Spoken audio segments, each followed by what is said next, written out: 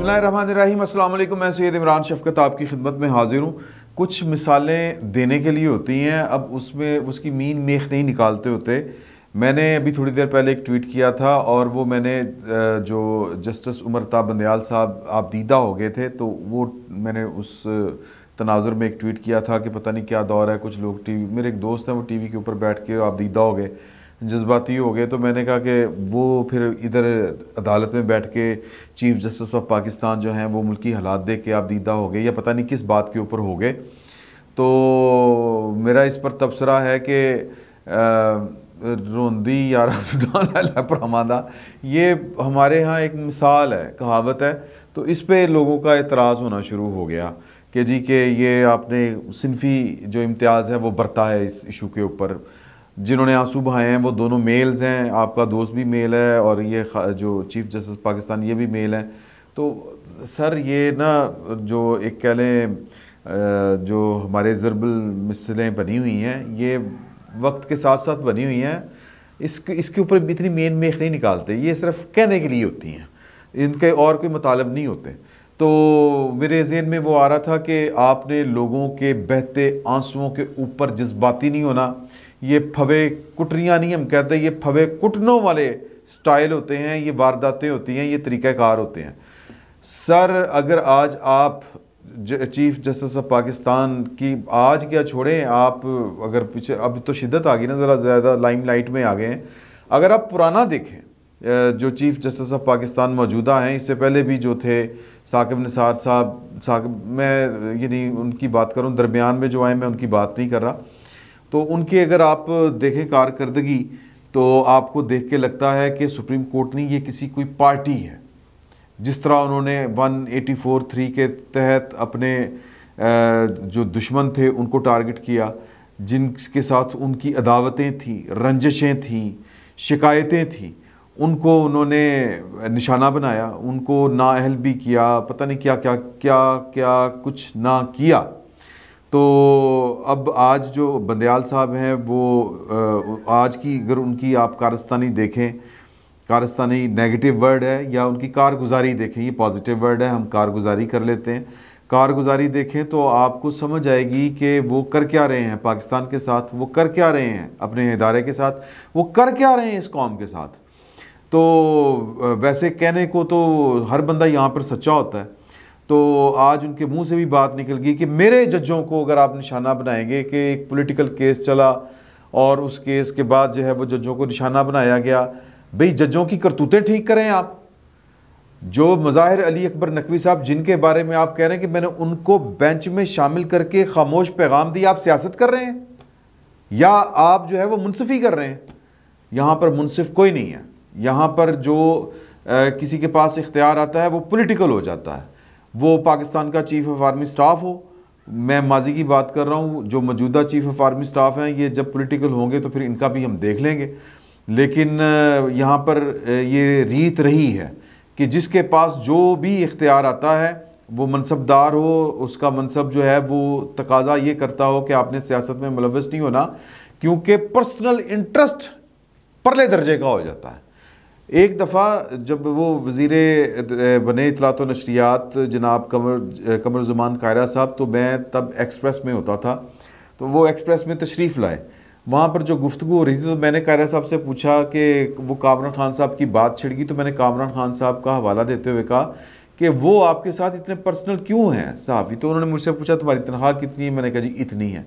तो उन्होंने कहा कामरान खान की तनख्वाह कितनी है? मैंने कहा इतनी है। तो कहने का जिस दिन तुम्हारी तनख्वाह इतनी हो जाएगी ना, तो उस दिन तुम्हारे भी जो है ना वो पर्सनल इंटरेस्ट वो और जो वेस्टेड इंटरेस्ट कहते हैं वो हद से बढ़ जाएंगे, और फिर तुम भी इसी तरह ही सियासत में पावर पॉलिटिक्स का एक तरह से हिस्सा बन जाओगे। तो ये जो ओहदे होते हैं पाकिस्तान के अंदर, क्योंकि हम अभी इर्तकाई अमल से गुजर रहे हैं, अब ये इर्तकाई अमल के दौरान हमारे पास बतौर कौम, बतौर रियासत, बतौर समाज तबई एज हमारी कितनी क्या है, हमारे पास तबई मोहलत कितनी क्या है, ये अल्लाह बेहतर जानता है। हम इसका हिसाब नहीं लगा सकते, क्योंकि हमारे यहाँ इर्तकाई अमल का जो स्पीड है वो स्लो है, उसकी रफ्तार सुस्त है, और हमारी ख़राबियाँ जो हैं जो हमें बिखेर सकती हैं, जो हमें वो फीती फीती कर सकती हैं, जिसको हम पंजाबी में कहते हैं, जो हमारे अंदर इंतशार पैदा कर सकती हैं, यानी कि इंतशार परले दर्जे का। मैं वो वाले अल्फाज जो हैं वो जानबूझ के कोई दूसरे अल्फाज निकाल रहा हूँ जिसको डिसइंटीग्रेशन कहते हैं सादा अल्फाज में।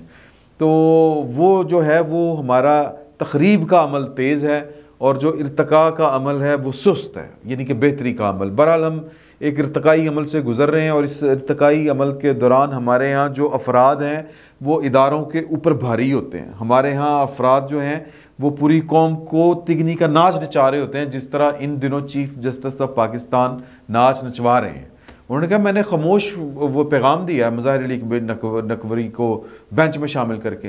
भाई सीधा सा मामला है कि आपके एक जज के ख़िलाफ़ जो टेप सामने आई हैं या एक बंदे ने जो पैगाम दिया है, वो पैगाम नहीं, वो बयानात रिकॉर्ड करवाए हैं, मैं मोहम्मद ख़ान पट्टी साहब की बात कर रहा हूँ, आप उसके ऊपर एक लीगल एक्शन लें, आप उसके ऊपर एक अदालती कार्रवाई इनिशिएट करें।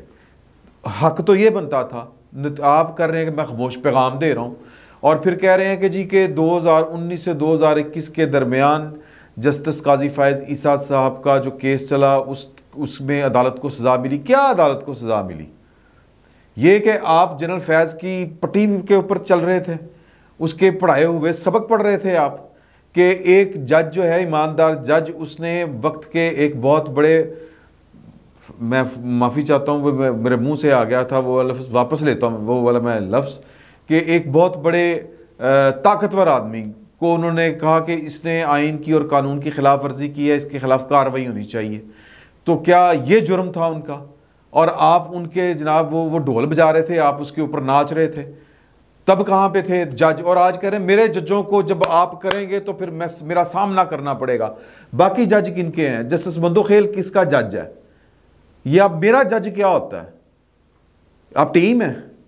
आप टीम नहीं है, आप एक मुनसिफ हैं और आप ही की तरह बाकी सुप्रीम कोर्ट के 17 मुनसिफ इस कौम ने मुतय्यन किए हुए हैं कि सुप्रीम कोर्ट में 17 मुनसिफ बैठेंगे। ये इस कौम का फैसला है। इस कौम के फैसले को आप अब्बा जी की विरासत ना समझें, कोई भी। मैं किसी की शान में गुस्ताखी नहीं करना चाहता, ये कौम की अमानत है, ये कौम का फैसला है। तो बहरहाल आज जिस तरह वो खुल के सामने आए चीफ जस्टिस ऑफ पाकिस्तान और फिर रोते हुए सामने आए, यार रो केड़ी गल तो रहे हो यार? रोना किस बात का है? रोना इस बात का है कि जो आप चाहते हैं वो अब आप कर नहीं पा रहे। रोने आपके इसलिए नहीं कर रहे हैं, जो आपने सोचा था वो आपसे अब हो नहीं पा रहा और आप बिलीव कर गए हैं अपनी बदअमालियों के ऊपर कि आपको लगता है कि आप ठीक कर रहे थे। अगर मैं आपको पूरी ईमानदारी का भी मार्जिन दूं तो वो ये है कि आपने जो कजरवी या जो आपकी बैड इंटेंशंस थी, अब आप उनके ऊपर बिलीव कर गए हैं कि यही सच है, यही हक है, यही दुरुस्त है। तो आज जस्टिस जो उमरता बंदयाल साहब हैं, आपके नॉलेज में है कि कल जस्टिस अमीनुद्दीन साहब ने बैठने से इनकार किया, आज जस्टिस मंदोखेल साहब ने कहा कि जी जो कल का फैसला ये तो हाल है। फिर कहते हैं कि जनाब हम आइन और कानून के मुताबिक इंसाफ कर रहे हैं कि आपने अपने ब्रदर जज जो बेंच में बैठा है वो चीख रहा है आज कि ये फैसला ओपन कोर्ट में नहीं लिखवाया गया, फैसला मुझे घर में मिला और मुझसे पूछे बगैर फैसला लिखवाया गया, यूं लिखवाया गया कि जिस तरह ये मुत्तफिका फैसला है। तो इस तरह तो नहीं होता। ये बेईमानी भी आप करें और उस बेईमानी को कहें कि जनाब के हसी हाजी सनाउल्लाह, तो ये काम सर बड़ा गलत है। ये काम, कौम अंधी नहीं है, लोग बेजुबान नहीं है, सादा सी बात ये है। और ये आपको समझ नहीं आती और आपको लगता है कि 84, 85, 90, 91, 92 वाला दौर है। नहीं, दौर आगे बढ़ गया है। तो आज जो मतलब उन्होंने कहा कि जी कि वो बात करना चाहते हैं, उन्होंने ये वाली बात कर दी। उन्होंने कहा जी कि मैं तो नहीं बांगा इस बेंच दे विच, मुझ पर एतबार नहीं किया गया, मेरी बात नहीं सुनी गई। बहरहाल वो कुछ बोलना चाह रहे थे, कहते बस बस बहुत हो गया, निकलो बाहर। ये उनका स्टाइल था, ये गुफ्तगू करने का उनका तरीक़ाकार था। और फिर उससे पहले एक सर्कुलर जारी किया गया। अब जो जुडिशल ऑर्डर होता है सर, वो एक बड़े फोरम के, मिसाल के तौर पे एक जज अदालत में बैठ के एक फ़ैसला देता है, उसको जुडिशल ऑर्डर कहते हैं। यानी कि एक कानूनी हुक्म जो आइन और दस्तूर के मुताबिक है। अच्छा, वो ना भी हो, अगर किसी ने जारी कर दिया है तो उसको ख़त्म करने का तरीका यही है कि उसके ख़िलाफ़ अपील जाए या उसके ऊपर अगर कोई सो मोटो नोटिस लेता है तो वो ले, और उसके ऊपर एक फैसला आए जो एक जज का फैसला है उसको कम से कम 3 जज या 2 जज बैठ के उसको नलिफाई करें। एक तो ये तरीका है। दूसरा यानी कि उससे बड़ी अदालत जो है वो उस फैसले को सिफर करे या उस फैसले की नफी करे, उस फैसले के ऊपर अपना फैसला दे। इंतज़ामी अफसर, रजिस्ट्रार एक अदालत का इंतज़ामी अफसर है, वो कुछ नहीं कर सकता। उसका इंतज़ामी हुक्म, उसका हुक्म होता भी नहीं, वो तो एक सेक्रेटरी होता है चीफ जस्टिस ऑफ पाकिस्तान का या सुप्रीम कोर्ट का, चीफ जस्टिस पाकिस्तान का भी नहीं, सुप्रीम कोर्ट का। तो वो जो कुछ कर रहा होता है वो सुप्रीम कोर्ट के अहकामात के ऊपर अमल दरामद कर रहा होता है। और वो कौन से अहकामात होते हैं? वो अदालती अहकामात एग्जेक्टिव तक पहुँचाने। एक पूरा होता है ना, एक वो जो ऑफिस जिसको कहते हैं, या जो इस्टेब्लिशमेंट है पूरी की पूरा जो दफ्तर चल रहा है वो किस तरह चल रहा है, वो जाहिर है कि उसका कोई सरबराह होगा। उसका सरबराह जो होता है वो बतौर सेक्रेटरी रजिस्ट्रार होता है। तो रजिस्ट्रार जो है वो जजों को नहीं कह सकता कि ओए ऐ तू ही कीता है, ऐ तू यह जा फैसला देता है। ये काम उसकी डोमेन में नहीं है, ये उसकी औकात से बढ़ के काम है, वो कर ही नहीं सकता। सर वो फौत हो जाएगा ये काम करते हुए, मर जाएगा। मतलब मैं उसके फौत होना, मर जाना कह रहा हूँ कि वो जो ये प्रोफेशनली मैं कह रहा हूँ वो कर ही नहीं सकता ये वाला काम। इसकी मिसाल और मैं किस तरह आपको दूँ, इसकी मिसाल मैं आपको इस तरह दे सकता हूँ। यही मिसाल इसके लिए काफ़ी है कि अदालत को किसी इंतज़ामी हुक्म के ज़रिए उसकी नफ़ी नहीं हो सकती। तो ये किसने करवाया? ये रजिस्ट्रार की अपनी इतनी जुर्रत नहीं है कि वो ये वाला काम करे कि जो जस्टिस काजी फायज़ ईसा और जस्टिस समीनुद्दीन ने जो फ़ैसला दिया है वो फ़ैसला ठीक नहीं है, वो फ़ैसला दुरुस्त नहीं है, क्योंकि उस फैसले से पहले एक 5 रुकनी बेंच का फ़ैसला आ चुका हुआ है। ये काम, ये डिक्टेशन, ये औकात, ये जुर्रत रजिस्ट्रार की नहीं है। ये उसने जो जुर्रत का मुजाहरा किया है, जो उसने गैर कानूनी हरकत की है कि एक जुडिशल आर्डर को सिफर करने के लिए अपना एक सर्कुलर जारी किया है, ये जस्टिस बंदयाल साहब के हुक्म के ऊपर उसने किया होगा। वो जो एक इंतज़ामी हुक्म उन्होंने दिया होगा, ओए इंज कर दे। तो ये जस्टिस बंदयाल साहब अपने गिरेबान में झांक के देखें वो कर क्या रहे हैं।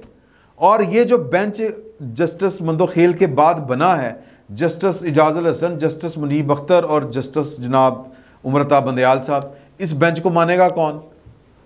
और पूरी कौम कह रही है हम ख्याल जज, पार्टी है हम ख्याल जज, इस हुक्म को मानेगा कौन? ये अदालत अपना, ये जो चीफ जस्टिस पाकिस्तान है, ये और इनके जितने हम ख्याल जज हैं, ये सारे के सारे अपना अखलाकी जवाज़ खो चुके हैं, अखलाकी दिवालियापन का शिकार हो चुके हैं। अब वो कहते रहें कि जी के हम ये करेंगे, हम फैसला करेंगे, हम ये करेंगे, हम वो करेंगे। और सर आप कुछ नहीं कर सकते, आप करके देख लें। आपकी अखलाकी हैसियत ख़त्म हो चुकी है। अदालत अपने अखलाकी हैसियत के साथ अदालत होती है, अपनी मॉरल अथॉरिटी के साथ अदालत होती है। जब किसी जज की अमाल जो हैं, उसकी बदअमालियाँ जो हैं, वो उसकी मॉरल अथॉरिटी को ख़त्म कर दें तो फिर उसकी दस्तूरी अथॉरिटी भी ख़त्म हो जाती है या हवा हो जाती है। वो उसकी दस्तूरी अथॉरिटी कोई मानता ही नहीं है। तो जस्टिस बंदयाल साहब ने इस कौम के साथ, इस अदालत के साथ, इस रियासत के साथ, इस दस्तूर के साथ जितनी खिलवाड़ करनी थी, अपने इदारे के साथ जितनी करनी थी वो कर ली। अब वो इमरान खान साहब की मोहब्बत में या PDM की नफ़रत में वो जो काम करेंगे वो काम किसी नहीं मनना। सर तुसी करके देख लो। ये अदालत अपना अखलाकी जवाज़ खो चुकी है। चीफ जस्टिस पाकिस्तान अपनी अखलाकी हैसियत अपने हाथों तबाह कर चुके हैं।